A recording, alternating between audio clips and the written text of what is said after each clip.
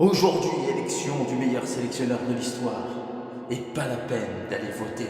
C'est moi qui proclamerai l'élu. Salut à tous, aujourd'hui je vais vous dire quel est pour moi le meilleur sélectionneur de l'histoire de l'équipe de France, tout simplement. Alors je vais faire un petit podium quand même avec le numéro 3, 2 et 1. Mais avant ça, un peu d'histoire. Ils sont partis dans les couloirs du temps.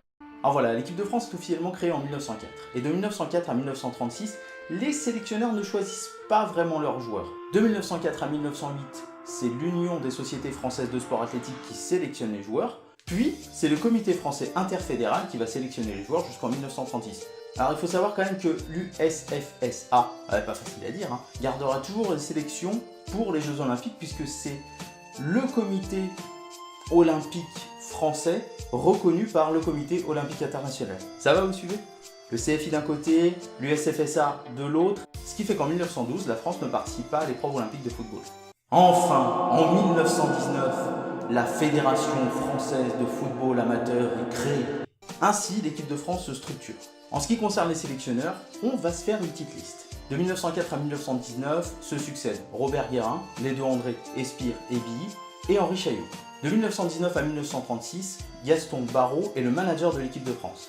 Pourquoi manager? Car il ne sélectionne pas les joueurs, puisque c'est le CFI qui le fait, il n'entraîne pas les joueurs. Et donc, on va mettre un entraîneur, souvent anglais, pour le seconder, comme Charles Griffith au JO de 1924 en France, et George Kimpton à la Coupe du Monde 1934 en Italie. Après Barraud viendra Gabriel Hano, puis un trio composé de Barraud, Nicolas, Rigal, et enfin notre bon vieux Gaston qui reviendra à la tête de l'équipe de France et qui restera même impliqué dans l'équipe de France jusqu'à sa mort. Les sélectionneurs ont enfin le pouvoir et les premiers résultats vont venir. En effet, en 1955, Albert Batteux prend les rênes de l'équipe de France et conduit nos Bleus à la 3e place de la Coupe du Monde 1958 en Suède. Puis, 16 sélectionneurs vont se succéder jusqu'à nos jours. Henri Guérin, le duo José Arribas, Jean Snella, Juste Fontaine, d'ailleurs pour l'anecdote, le duo Arribas-Snella et Juste Fontaine auront tenu moins de 3 mois à la tête de l'équipe de France. Des tout petits.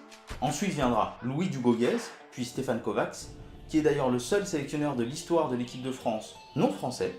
Michel Hidalgo, vainqueur de la première grande compétition avec les Bleus puisque vainqueur de l'Euro 84 en France. Henri Michel, Michel Platini, Gérard Rouillet. Aimé Jacquet, vainqueur de la fameuse Coupe du Monde 1998. Roger Lemaire, vainqueur de l'incroyable Euro 2000. Puis viendront Jacques Santini, Raymond Domenech, Laurent Blanc et actuellement Didier Deschamps. Alors voilà, tant d'appelés, si peu d'élus. Il est temps de passer aux nominations. Sans oublier que pour les autres, on leur dit Tu es le maillon faible. Au revoir. ah ouais, c'est la dure loi du football. Et les nominés sont à la 3e place. Et ouais, Raymond Domenech, c'est un truc de dingue pour moi. Il a fait une finale de Coupe du Monde, franchement. Première grande compétition, il fait une finale de la Coupe du Monde. Le crash qui a suivi après, c'est pas un crash violent. Ça a été une descente.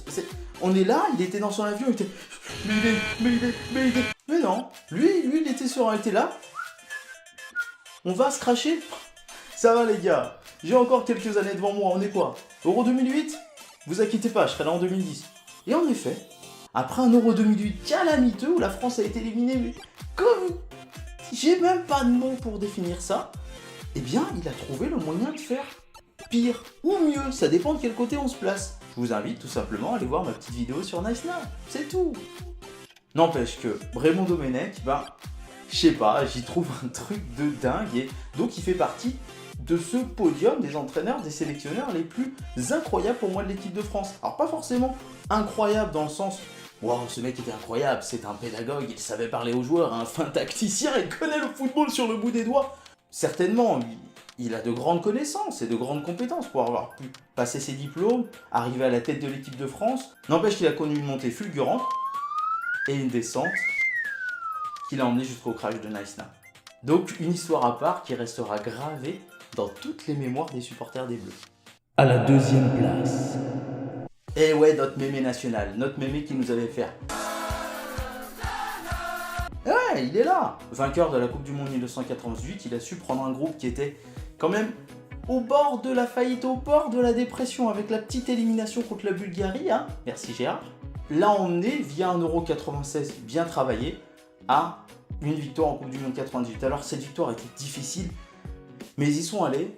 Et moi, je trouve ce que j'aime bien, c'est Jacquet, c'est son côté pédagogue, son côté aussi analyse, mais son côté vrai surtout. C'est-à-dire que il privilégie le rapport avec les joueurs plutôt que le rapport avec la tactique. Il ne nommait pas la tactique, mais c'est surtout, il a un groupe, il discute avec eux, il en tire le meilleur, et c'est ça qui nous a couronné en 1988. Et puis c'est une force de caractère, c'est-à-dire que avec toute la pression qu'il a subie, avec tout ce qui s'est mangé dans la tête comme ça, il va jamais réussir. Ok, je me calme. Mais n'empêche qu'il a su faire face, aller contre le vent et prouver à la France et au monde entier qu'il est un grand sélectionneur. Chapeau mémé. Première place. Et ouais, Michel Hidalgo. Honnêtement, c'est vraiment le sélectionneur qui pour moi a le plus marqué l'histoire de l'équipe de France. C'est lui qui gagne le premier grand titre, l'Euro 84. C'est lui qui a le record de longévité. Oui et non, on va dire que c'est lui qui a le record de longévité depuis que les sélectionneurs sont vraiment des sélectionneurs. C'est-à-dire qu'ils choisissent l'équipe de France. Sinon, c'est Gaston Barreau, parce qu'il est resté, je vous le rappelle, 17 années d'affilée à la tête de l'équipe de France. Mais il était juste manager, il n'était pas sélectionneur et il n'était pas vraiment entraîneur. Donc c'est différent. Il a connu des événements marquants comme la Coupe du Monde 1978, où il y a plusieurs anecdotes qui pourraient être racontables dans une prochaine vidéo. La Coupe du Monde 1982, où pareil, entre le France-Allemagne, entre le France-Koweït, il a vécu quand même pas mal de choses dans cette Coupe du Monde. Et puis enfin le sacre en 1984 en France face à l'Espagne. Je pense que c'est le sélectionneur qui a fait vivre certainement le plus d'émotions différentes. C'est-à-dire il y a eu de la colère, il y a eu de la tristesse, il y a eu de la joie, enfin il y a tout eu avec Michel Hidalgo. Et puis je l'aime bien. J'aime bien sa manière de parler, j'aime bien la manière dont il parle des joueurs, j'aime bien en fait, je le trouve pédagogue aussi, je le trouve proche des joueurs, proche du groupe, tout en étant respecté, tout en ayant la confiance du groupe. C'est un manager impeccable et un manager authentique. Et il a marqué pour moi grandement l'histoire de l'équipe de France de football. Donc voilà, Michel, aujourd'hui je te le dis, mon sélectionneur préféré, c'est toi. Et voilà, l'élu est présent. Vous le connaissez.